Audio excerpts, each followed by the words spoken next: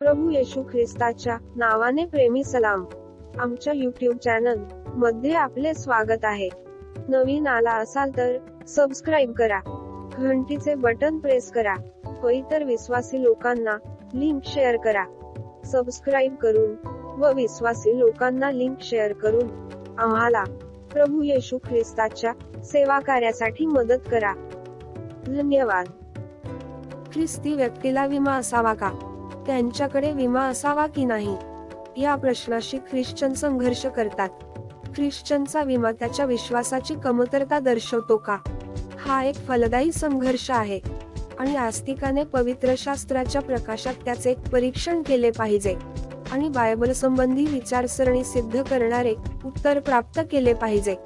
सर्वप्रथम, बायबलमध्ये ख्रिश्चनांसाठी विमा असण्याचा उल्लेख नाही.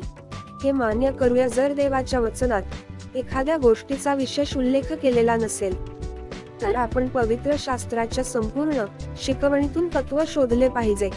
वेगवेगळ्या आस्तिकांची वैयक्तिक मान्यता वेगळी असू शकते आणि ते ठीक आहे. रोम 14वा अध्याय म्हणते की अशा परिस्थितीत इतरांच्या निर्णयांचा आदर केला पाहिजे. विश्वासणाऱ्यांना स्वतःचे निर्णय घेण्याचे स्वातंत्र्य आहे. रोम 14:5 वचन 23 म्हणते की आपण जे काही करतो ते विश्वासावर आधारित असले पाहिजे. आस्तिकाने विमा काढणे ही श्रद्धेची बाब आहे.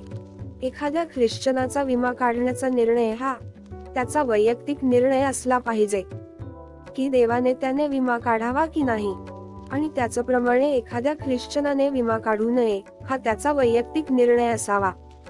आम्हाला मार्गदर्शन करण्यासाठी येथे काही बायबल संबंधी तत्वे आहेत. आपण आपल्यावर अधिकार असलेल्यांचे पालन केले पाहिजे. अशा प्रकारे जेव्हा आपल्या देशाचा कायदा आपल्याला कार विमा सारखा विमा घेण्याची मागणी करतो, तेव्हा आपण त्याचे पालन केले पाहिजे. त्याच वेळी आपण आपल्या कुटुंबाची देखील काळजी घेतली पाहिजे. अशा प्रकारे ख्रिश्चनांनी त्यांच्या कुटुंबाच्या भविष्यातील कल्याणासाठी आधीच चांगले नियोजन केले पाहिजे, आणि विमा याचा एक भाग असू शकतो. पूर्व नियोजित नियोजनामध्ये दृश्यमान नसलेल्या कुटुंबातील सदस्याच्या मृत्यूची तयारी देखील समाविष्ट असू शकते. जीवन विम्याकडे विश्वासाचा अभाव किंवा पैशाचे प्रेम किंवा काही लोकांची चांगली योजना आणि नंतर इतरांद्वारे सूचना कारभारीपणासाठी पैशाची साठवणूक म्हणून पाहिले जाऊ शकते. प्रत्येक व्यक्तीची परिस्थिती आणि निर्णय त्याच्या क्षेत्रानुसार बदलू शकतात. निश्चितच देव पूर्वनिश्चित योजनेची वकिली करतो. योसेफ आणि त्याच्या सूचना आगाऊ योजनेने केवळ इजिप्त राष्ट्रच नाही, तर इस्रायल लोक आणि ख्रिस्ताच्या वंशजांचेही रक्षण केले. उत्पत्ती 4:1 अध्याय. मुद्दा असा आहे की आपण देवाच्या वचनाचा अभ्यास केला पाहिजे आणि त्याला आपल्या जीवनात आणि जीवनाच्या इतर क्षेत्रांमध्ये काय करायचे आहे याबद्दल त्याला प्रार्थना केली पाहिजे.